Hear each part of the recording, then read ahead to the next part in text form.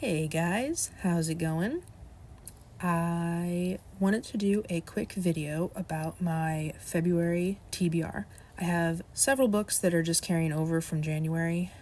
I have Bully for Brontosaurus by Stephen Jay Gould. If I'm going to read it for Historathon, I have to get it done before April 1st. But the other contender for that, for Historathon, is The First Chimpanzee by Gribben and Cherfas? I'm probably butchering that name.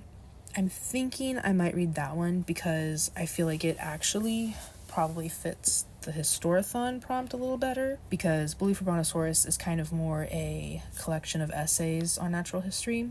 The First Chimpanzee is actually like more dealing with one subject, and it's also shorter. So I probably have a better chance of actually getting to it and finishing it, so. But I don't know. We'll see. The other one is Endurance by Alfred Lansing. That's still a carryover from my dad's, from my dad chooses my TBR list. Unfortunately, I just haven't gotten to any of his books in January yet. That will be probably the next nonfiction book that I decide to read. And then the other one is, I'm still trying to finish the Sword of Truth series. I need to read Blood of the Fold by Terry Goodkind. So those are all books that they were chosen in January and I haven't gotten to them yet, so they are carrying over into February. So my current reads are The Rise and Fall of the Dinosaurs by Steve Brisate. Again, probably completely butchering that name. I'm 64% of the way through that one. Really enjoying it so far.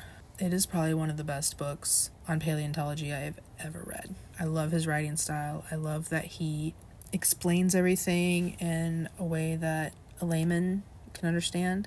He makes all of the paleontologists that he works with and for and everything, he makes them like really interesting characters, so you actually remember them. Like, they're not just names on a page. Like, he gives you little bits of background or little quirks about them, and you can like really picture them more as like people or characters in a story almost. And so I just really like that. And the way that he talks about dinosaurs, he brings them to life and gives you all of these like facts and everything. It's fantastic. It's a library book, but I am definitely going to have to buy this one for my shelves because I love it. And I'm definitely going to have to read his other book, I forget what it's called. It's not The Fall of the Mammals, because we're still top dogs basically. Anyway, so yeah, really enjoying that one. I'm also reading the February and March pick for my classic sci-fi book group on Litzy was Dahlgren. I hope I'm pronouncing that right. And that's by Samuel R. Delaney. I haven't decided whether I like it yet or not. I'm only on like page 40. Overall, I think I like it, but the writing style is a little bit quirky.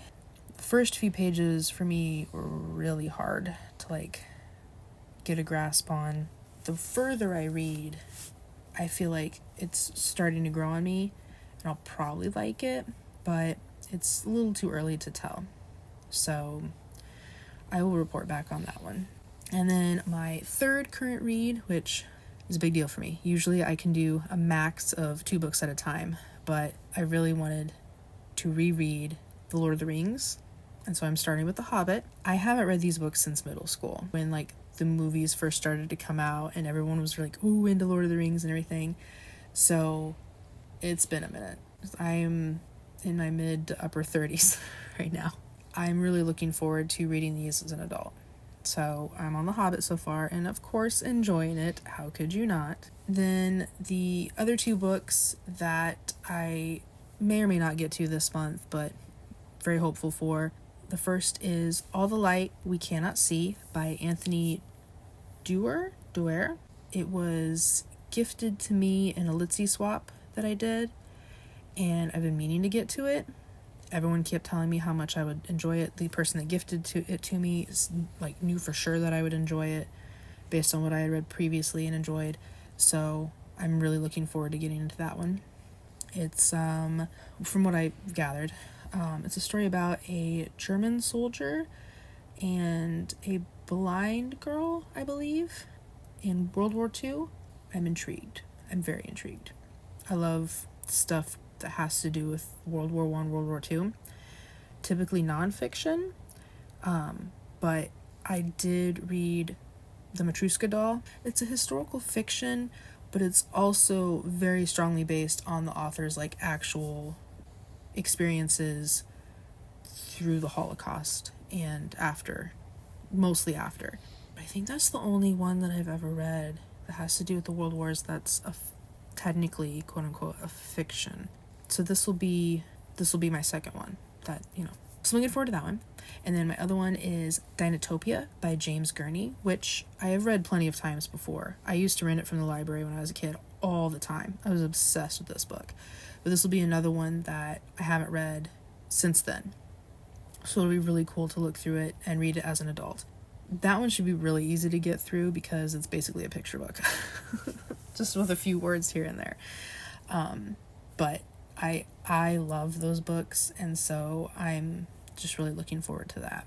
So I realized while editing this that I had forgotten 3 other books that I wanted to read for February. One is it's called A Clutch of Vampires by Raymond T. McNally. It's an anthology of vampire lore. I picked this one up on a whim at a half-price books, like mega clearance sale. I just really liked the cover art. It's not at the top of my TBR for February. It's Casino by, I'm gonna butcher this, Nicholas Pileggi. It's the book that the movie Casino by Scorsese is based off of. I have a love-hate relationship with the film. So once I realized that it was based on a book, I was like, oh my god, I have to read the book then.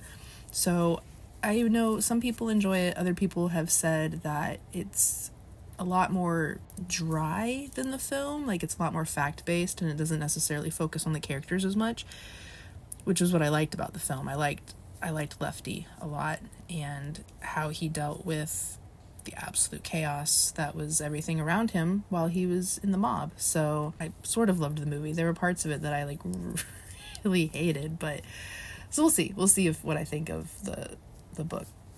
And then I forgot to mention my Natural Litsy read for this month because it hasn't come in the library. I think that's why I forgot it. It wasn't in my line of sight, like on my bookshelf or anything, because I have a separate bookshelf for like my current TBR. But it's called The Brother Gardeners by Andrea Wolfe. It's, from what I can tell, it's basically about the rise of gardening as a pastime in Britain.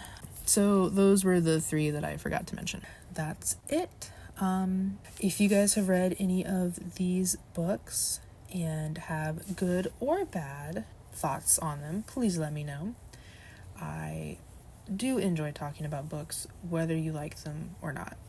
Sometimes I like talking to people that dislike the books that I like better than people that like the books that I like, because those are more interesting conversations. As long as you can remain cordial, we can all remain friends. We don't all have to like the same books. Also, if you guys have any books that you are planning on for February, because I know some people are just mood readers and don't make a plan, but if you have any that you are planning to read in February, let me know. Any that you're excited about. Always feel free to make suggestions to me. I am always looking for good book recommendations.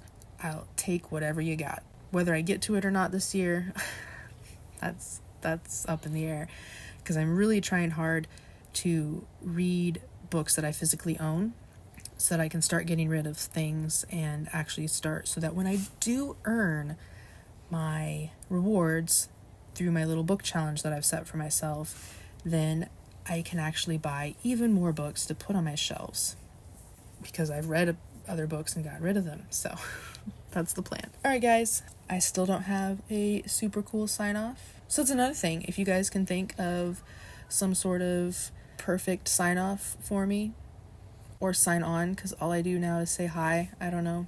I'm not really good at this whole YouTuber thing. I didn't brainstorm sign-ons and sign-offs before I started, which would have been smart, I think, but it's like some people have really cute ones, really clever ones.